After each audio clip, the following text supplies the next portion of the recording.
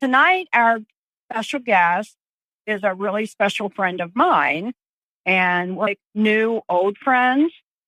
Chris Constantine Santafonte was a year ahead of me at Archbishop Keough. And a lot of people don't know that Chris had a really close relationship with both Sister Cathy and Sister Russell. And so she's going to talk to us tonight about that experience. So welcome, Chris. Thank you. Could you explain, before we actually get to the questions, a little bit about, people don't really understand that when Keough opened in 1960s, you were the only class. Can you explain how that worked? We were supposed to pick a school. Of course, you're going forward in your Catholic education.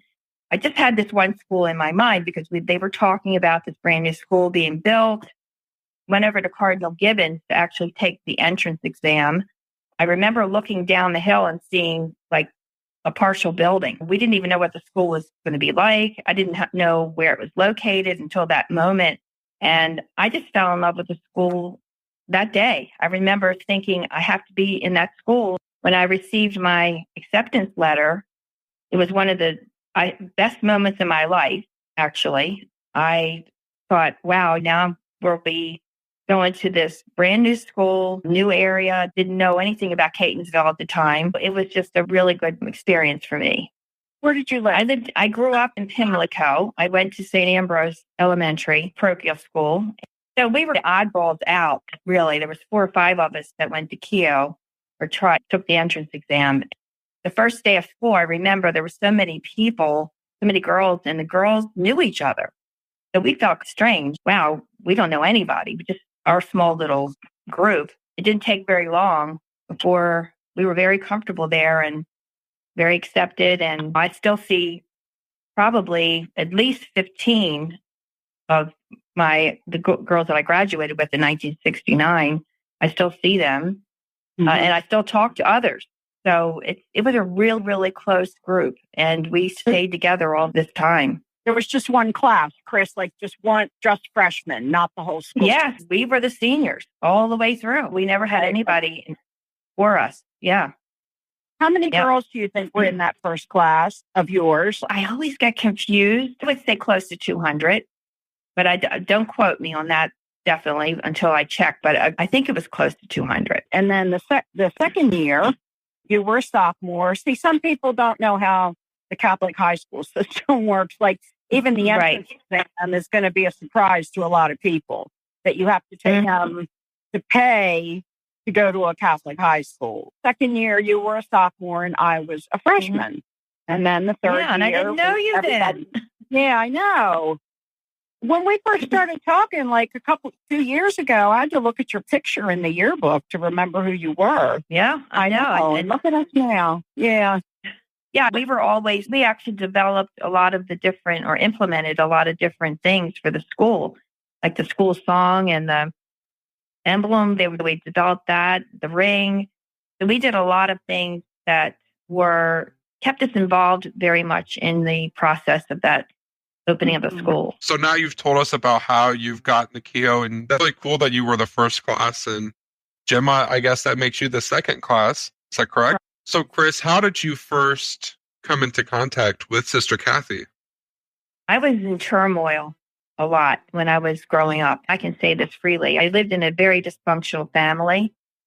I just gravitated towards people who had compassion and empathy for others. And I met her, but she was my teacher in English class.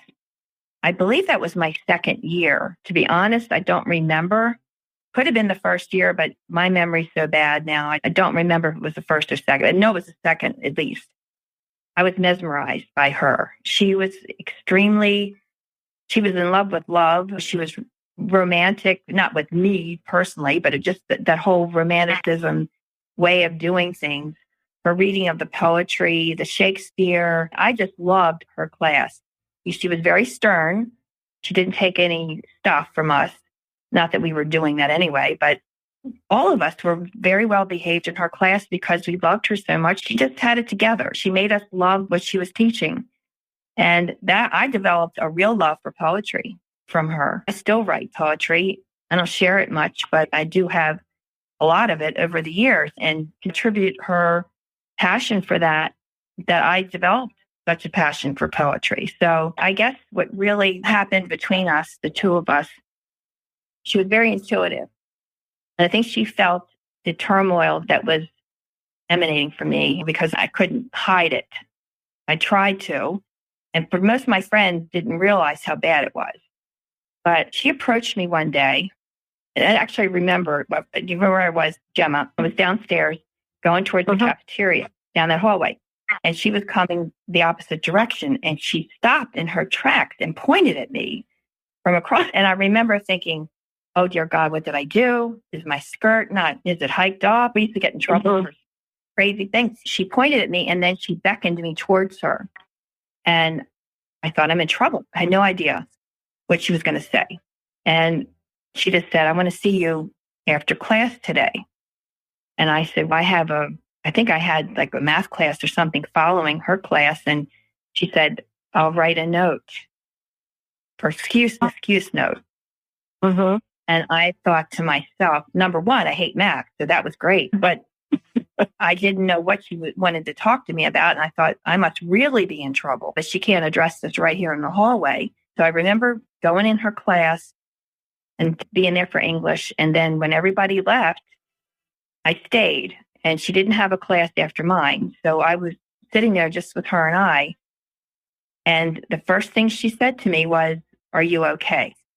And I remember like it was yesterday, like thinking, dear God, what is she sensing? And am I going to talk to her? Should I talk to her?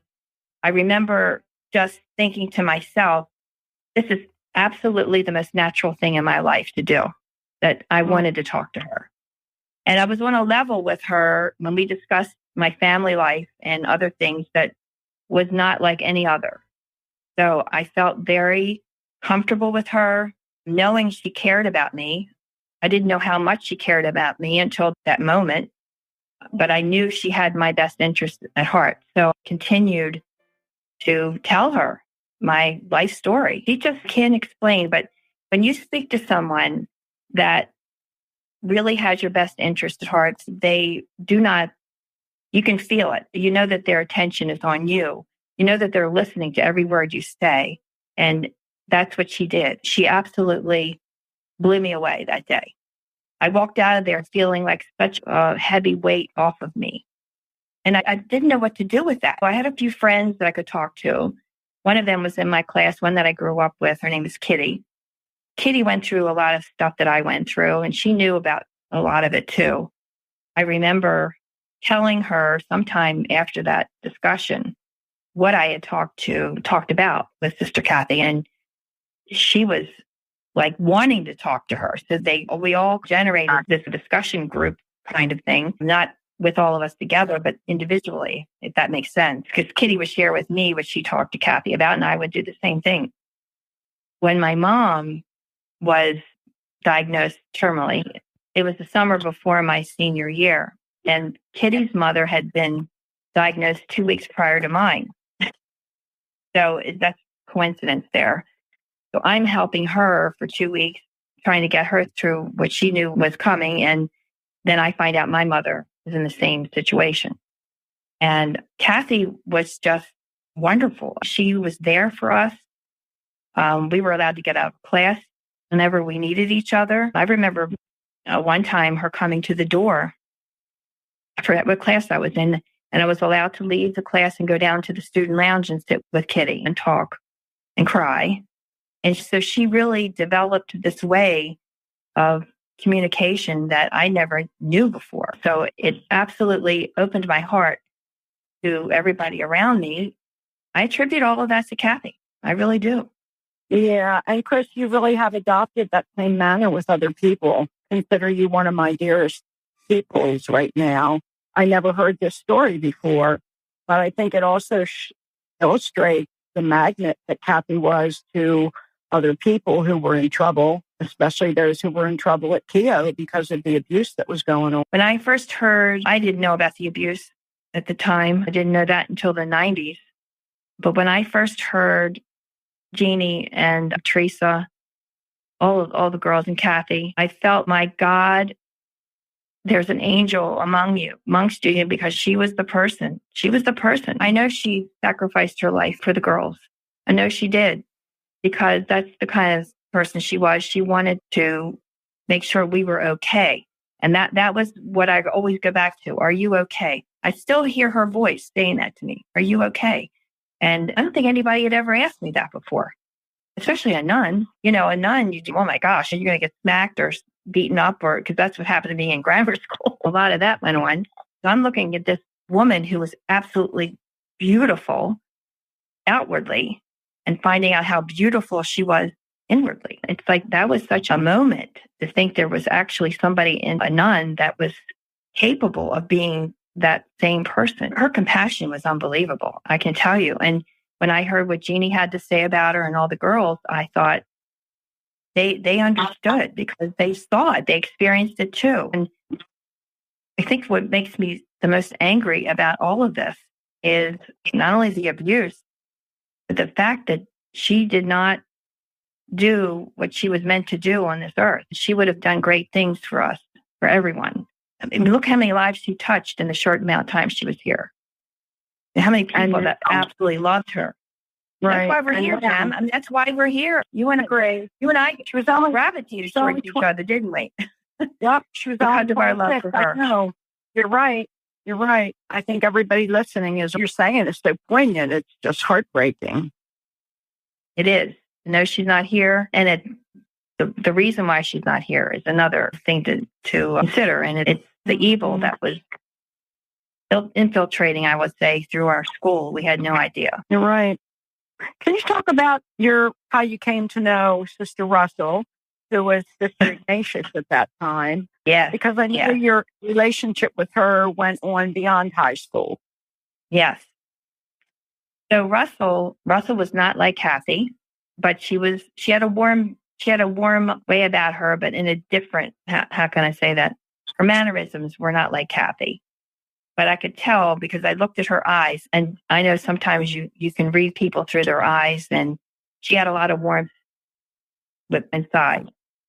And she was my algebra teacher, which was a real challenge for her, not for me, but for her. She had a lot of patience with me. She would smile at me a lot, because that meant she didn't want to say, oh my gosh, why aren't you getting this? She was very kind that way, but she would help me after class sometimes, told me what I had to do to help myself to get through this agonizing time that I had in math class.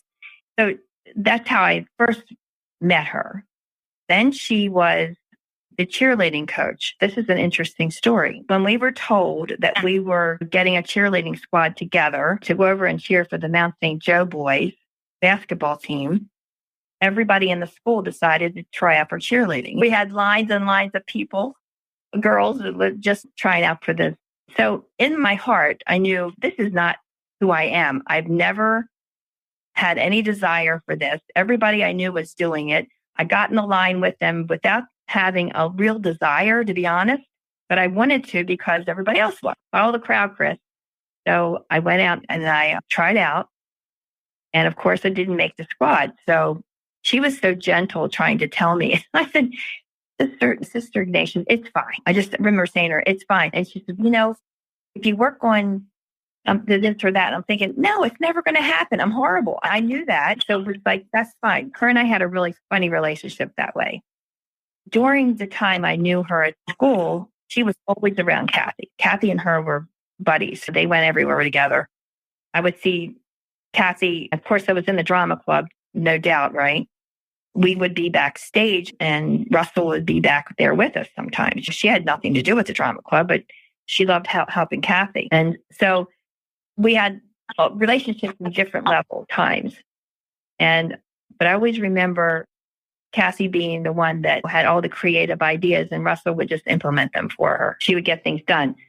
Well, anyway, the other part of this is Russell, after Cathy was murdered, sorry.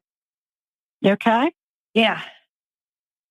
When I saw Russell, she was teaching class, and she brought her students to the Federal Reserve Bank where I was working at the time. And I think it was maybe 1970.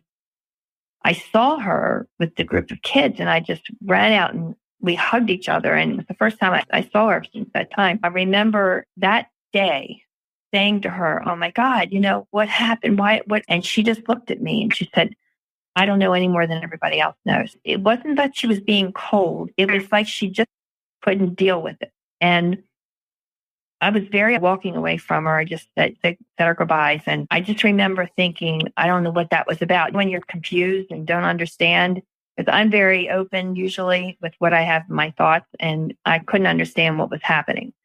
But then I was at church, my parish in Eldersburg, and she was there. And I ran into her there years later, and we reconnected. And it was like we had this really nice relationship. She decided to sell her house, and I helped her with that, and I helped her find another home. During that process, I had the opportunity to speak to her one-on-one many times. Every time I would bring it up, she would shut it down. And it was almost like I don't know. It wasn't that I felt like she was hiding anything. I always felt like she just couldn't deal with it. And she said, "Please," I can't talk about that. And my life is what it is now. And this is where I have to go forward. I can't go backwards. And every single time, and I thought, one day I'm going to break her. I'm thinking in my head, how much more can somebody take from didn't badger her, but I did ask her a lot, and she would never do it. She never went there. But I know it was very hurtful to her, whatever it was, that she held it in. And I don't believe she ever shared it even with her own family, not in depth. I don't believe that they ever really knew what she knew. After hearing about the different things and reading about the different things and some of the hurtful things that have gone on, some of the discussions that I see on Facebook and wherever, and I try not to do that because it's overwhelming to me. People are going to speculate whatever they're going to speculate. And I don't know if what I believe is true or not. Just in my heart, I've always felt that if Russell was ever involved in this in any way possible or any way at all, I don't believe it was because she wanted to be. But I could be wrong. And I don't know that for sure, but I have to go with my gut feeling. I know that she was a private person. She didn't share a lot of her personal life to anybody. But I always felt like maybe either she was threatened or she was coerced into doing things, or I don't know. But I know she would never harm Cathy. I believe that in my heart. And I believe that she wouldn't deliberately hurt anyone. And that's the only way I can describe that. I've gotten some backlash after my video I sent out last year on her behalf, but not much. But when I do, I try to treat it very gently because people don't understand. And I don't have all the answers. No, none of us do. If she was still here, maybe she would still not speak about this. Who knows? But I do want to go back to something that happened around a week or two before Cathy went missing. It was in October. She went missing on November 7th. And maybe the week before Halloween, something like that. I had called Cathy and I asked if I could stop by her apartment. I went over there and Cathy and Russ were there, and we had cookies and she made tea, and we sat at her little round table in her kitchen and talked. And what I did notice, and at the time, I didn't put too much thought into this, but as things unfolded through the years, of course, it came back to me. But I sat with them and I noticed Russell being very antsy. And she's not normally like that. Russell just she didn't engage a lot. She didn't she could be in a conversation, but she wasn't engaged like Cathy. Cathy would be in their head for 4 or 5 seconds. And I remember Russ getting up from the table several times and walking out. And I don't know what she was doing. Cathy sat with me the whole time and we talked about what I went over there to tell her was that I was seeing Vince, my husband, because she knew all about him. Because I talked about him all the time when I went during school. So she was very happy to know that. And I knew she was sharing that experience with me. I noticed Cathy not being as focused, maybe. And I didn't know what was happening. He was talking to me and smiling, and we had a very, very nice conversation. But when I left there, I thought to myself, wow, she's in a really crazy place right now. She doesn't know what she wants to do with her life. Know if she was in a romantic situation or if she just decided that being a nun wasn't what she wanted to do anymore, that she was puzzled about her own life. And so I left there with kind of that thought process that she just didn't answers for herself at the time. Until later, when I found out all the other stuff that went along with this, originally I thought it was a crime of chance that she was in the wrong place, the wrong time, which is, I think, Marilyn felt the same way, her sister. And knowing the rest of the story, I thought I was going to go crazy, thinking about what the police didn't do. And how could they report that, oh, she could have run away.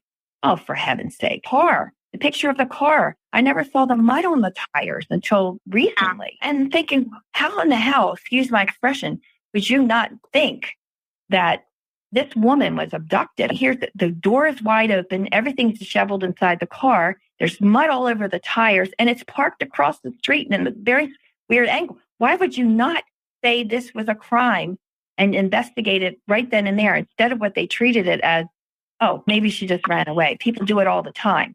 No, they don't. And that people don't bring their car back and run away just made no sense to me. And I felt very strongly that the investigation was botched. And we all know that's probably true. And for reasons that we all know about, that they were all involved in it. And so they were protecting their own, in a sense. So the Catholic Church was protecting their own, and the police were protecting their own. So it's definitely something that was almost like a conspiracy to me. To this day, I have a hard time forgiving a lot of that. It's like, I just can't imagine for somebody to think that they can just destroy a life, take a life because of something that might be uncovered that they're doing that's so damn evil. It doesn't resonate with me. So it's very upsetting to even talk about that. Yeah. I think most people agree with you, Chris. We found out last week from a person we were interviewing that the car was not processed as a homicide would be. It was processed as a missing person, and the car was returned to Russell that night. Did you know that? What? No, I did not. We thought it was impounded, and we had a conversation with someone else who's doing a podcast with us that it was processed as a missing person situation. And so the police do not impound it. They don't take it in. And I guess, I don't know when or if they even dusted it for fingerprints because it was returned to Russell that night. Oh my God. How is that? Seriously, I cannot. Seriously, Jen, when I first saw the picture of that car and the real close-up, because I saw a picture in the paper, but it was never like that. And I saw the mud on the tires. I'm thinking, where the heck did they think she was? She went up to the store and she got mud on her tires, caked up and having everything so out of place in her car, Kathy beneath. And the front seat was broken. The passenger seat was broken. So, yeah, there's a lot of question marks. Can you tell me really quick, why was Sister Russell known as Sister Ignatius? Okay, so years ago when they took their vows, and before they took their vows actually, when they were postulates, they were to take a saint's name. That was just very old nuns, never changed their names. Some of them kept their same choice of names. Sister Cathy was actually Sister Joanita. And that came from her parents. Did you know that? Yes. Joseph and Anne. That's how she ended up. Sister Joanita. Yep. And so when they all changed their name, it was like shocking to some of us. I remember one of the nuns, her name was Sister Edwarda, and she was stern. She was a history teacher, very stern, and she came back with Sister Sally Ann, and I had a hard time with that one. Who? Ignatius was Russell's uncle.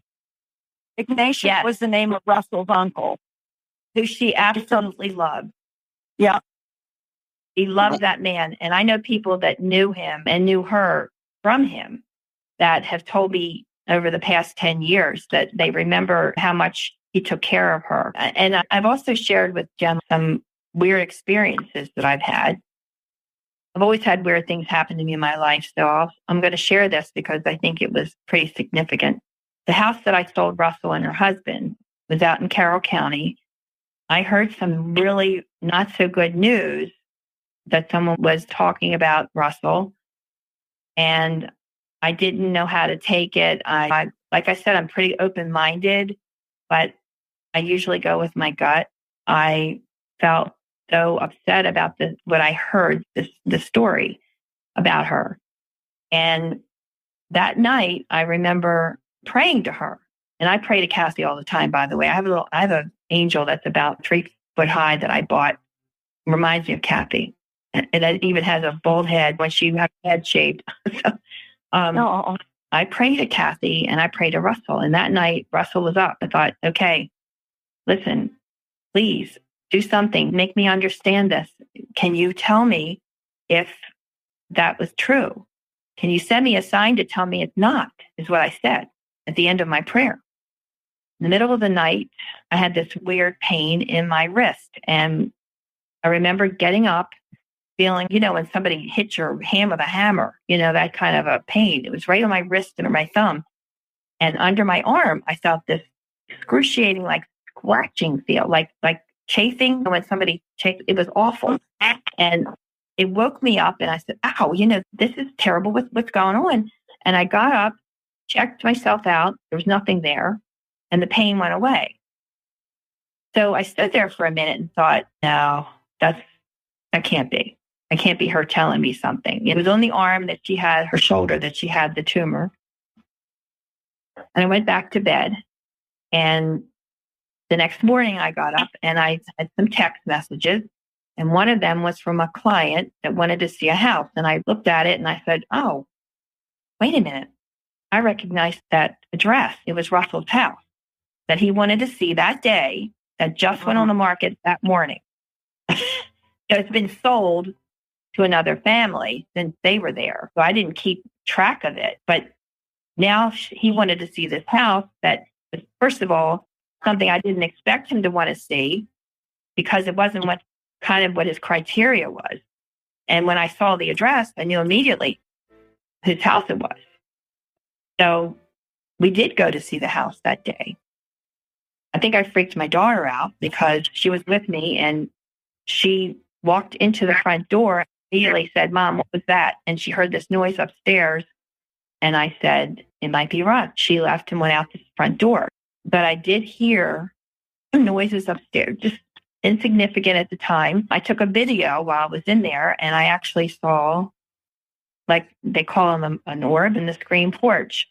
So it was just, I don't know how to explain it. I kept thinking, okay, she just sent me a sign. What other things could she do from the spirit world? I don't know. But I just felt like that was a sign that she's telling me that maybe what was said may not have been totally what happened. Maybe there's more to the story. And that's what I was trying to hold on to because I felt there was goodness from her. I felt like there was a lot of, she was Cathy's support system. And I don't think she had the strength, to be honest, that Cathy had in that respect, but she may have strength in other ways that I didn't know. Russ and I did committees together at the Board of Education. I was actually in charge of this group when a task force, we were at a very large meeting one time in separate groups and tables and whatever. And I remember for the first time her ever joking with me. And she walked over to the table and she said to my group, oh, I see that you put Chris in charge of the statistics. And it was just funny. And when I looked at her and I said, yes, this was my former math teacher, who can tell you I shouldn't be in. And so she was joking with me and it was funny. She wasn't trying to insult me. It wasn't that way at all. It was just funny. And I remember after the meeting was over, her and I had a little talk, and it was, of course, nothing that I can say that she said anything that brought this up. But I again said something to her that day, I remember, because I thought, oh, she's on a different playing field today. Maybe I can talk to her and see what she'll say. And she didn't. She stayed the same all the way through. And I just want to clarify for Shane and the listeners that Russell ultimately died of melanoma in her 50s. And so what Chris was referring to was a tumor that she had on her shoulder. Was it the left shoulder, Chris? Yeah, I believe it was. Yeah. Yeah. And for those of you that believe in holistic health, Chris and I have always felt like maybe it was that she was holding so much in, your body doesn't always cooperate. And that could have been part of that whole, I think it's called psychoneuroimmunology, where you just, it has to come out some way. And so she was like maybe 58 when she died. Yeah. She died in 2001. She died the day after Maskell died. Correct. And we remember her friend Pat calling her and telling her that he had died. And I remember Pat saying that she said, "What are you doing, Russ?" And Russ said, "I'm putting a pie in the oven and I have an oxygen tank on my back." And when Pat told her, Russ's comment was, "And he took his secret to the grave." That says a lot. Yeah. Yeah, absolutely. Yeah, she definitely, I think, held a lot in otherwise too. I don't think she shared too much with her private life. I don't think she had a bad life. I just know that she just didn't talk about things. Cathy would share things with us, and nothing that would terrible stories, but she was so real. I remember the day that we were all behind stage. It was a Saturday afternoon, and it was hot in the building. Oh my God, it was so hot. And behind stage, it felt like somebody had turned the heat up to 100 degrees. And it was only a small group of us. And she said, "Would you girls mind if I take my habit off?" I thought I was going to have an anxiety attack. I was like, whoa, okay, all right. And if you need to do that's okay. I'm telling you, she went behind the stage. She took the veil off. She rolled up her blouse, like sleeves, nothing revealing. And she walked out of behind that curtain. I still remember thinking, oh my God, how beautiful she is. I knew she was beautiful, but when you saw her hair and her face, like this, she's a real person. She said, oh my God. And I remember telling her, I think she was like laughing at me, like, stop. And I thought, no, you really are so beautiful. She was young. Yeah. It's hard to believe. Energetic and personable and smart and funny. And she had everything to give, everything. And what happens? I can't get my head around that ever. I never will. I'll never accept it. For your own benefit, for your own pleasure, whatever you want to label it as, how could you take this person from us? How could you? Chris, can you tell me how you first how you first got to know Jerry Coop?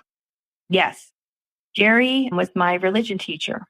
Jerry was on the same level I was, and that was very spiritual.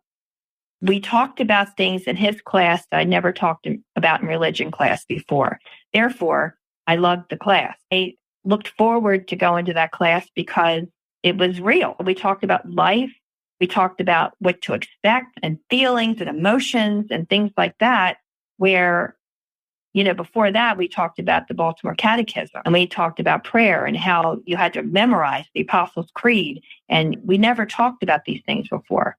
So it was an absolutely fantastic experience for me in my first year, knowing that, wow, there is something else to this. Now I can talk about what I really want to talk about. And he would play Simon and Garfunkel records all the time, and we would sit and analyze them and what our impressions were of all of these different lyrics. And I would walk out of there with a sense of well-being. To be honest, I didn't know about his relationship with Cathy. I had no idea, of course, but I never had a one-on-one discussion with Jerry until just recently, probably the last 3 years. The class time was when I took away very good feelings from that class, not knowing anything else that had existed. How did you first come into contact with Joseph Maskell? And did you ever have any interactions with him at the school? Yes, I did. So in his, I don't know what you want to call it, his wisdom was, I can't even talk about this. I despise the man. I'm sorry, dear God, if you're listening to me, I know you are. So he decided that, and his way of doing things was more like the dictator. So he went to the administration and told them that he wanted them to allow us to get out of class on certain days to go to confession. So his ultimate plan was for the girls to go into confessional and tell him things that were inappropriate, and he would ask inappropriate questions in order to categorize them. And I'm going to say that very coldly. Instead of trying to heal us and help us, he was using the information against us. So I remember my friend and I, Cathy, we were in class together, and we were one of the whole group that wanted to get out of class, of course. So we went down to the chapel and we were in line.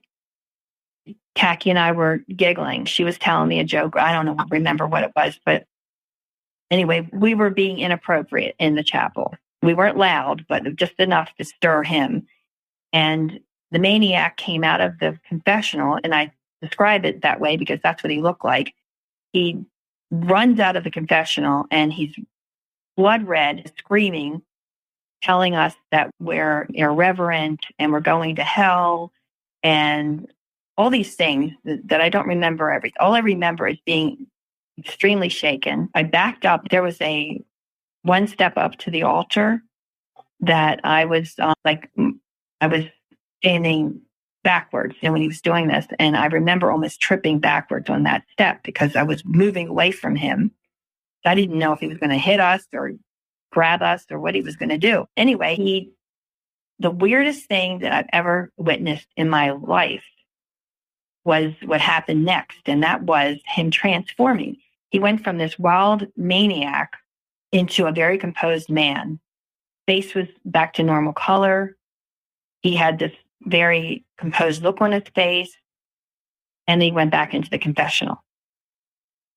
And I just remember thinking to myself, no way in hell am I going in there. The man is obviously crazy and something else. I don't even know. Evil. The girls that were in line didn't move. They stayed in line.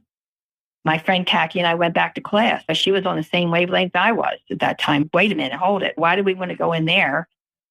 And from that day forward, I never got near him again. Because I can't explain. If you've ever seen anyone get so angry that they're out of control, to be able to go back into a composed mannerism within seconds, I've never. So that was my one and only time. And I'll say one other time, I should say. There's one other time when he handed me my diploma when we graduated at the cathedral. And here's a story with that too, because I went to a wedding this year at the cathedral and been there for many years. And I was in the back in the vestibule and talking to friends, and it was pouring. It was raining so hard, and we were all like drenched and laughing and just having a nice time. And I stepped into the back of the cathedral and I froze. And all I saw was Maskell on that altar. And seriously, I went into a really weird place. I was sobbing. I was crying so hard. I was sobbing. My husband didn't know what to do with me. So we were sitting in the back pew for about 5 minutes until I thought, I'm messing this up. This is not good. Here's this beautiful wedding, the people I love that are getting married and the family, and all these people are coming in. So I had to excuse myself and go to the ladies' room because I had to get composure. It was awful. It was awful. Thinking of him handing me my diploma, and all the girls in my class got their diploma handed from him, was enough to bring me to such a place. I don't know how to describe it. And it really did have me shaken up for quite a while. When I came back from composing myself, this is where I wanted to be that day. I wanted to be at this wedding. I was looking forward to it. I wanted to see my friends and my family. And I remember sitting there focusing on the bride and groom and the priest that was saying the mass and trying to just wash everything else out of my head And I did. It was a beautiful ceremony. It was absolutely gorgeous. But that moment of seeing him standing there, and here I wasn't one that was affected by him in a way that so many others were. And then I can imagine, I think, how can these women and men actually get through this? And how do they do that? And how can anybody judge them for not coming forward at the time and accusing them of lying? And I just can't even imagine that. It's not something I could think that anybody should be thinking. My God, the sympathetic feelings I have for all of them. I want to help them. That's the other thing. I want to help anybody. I want to help in any way I can. If it means a phone call, if it means a letter, it means a card, a visit, whatever it may be. To me, that's what it's all about. I just feel very strongly about the healing process and where some of the survivors are and banding together to be a group of friends and supporters. That's what I want. That's what I want to see.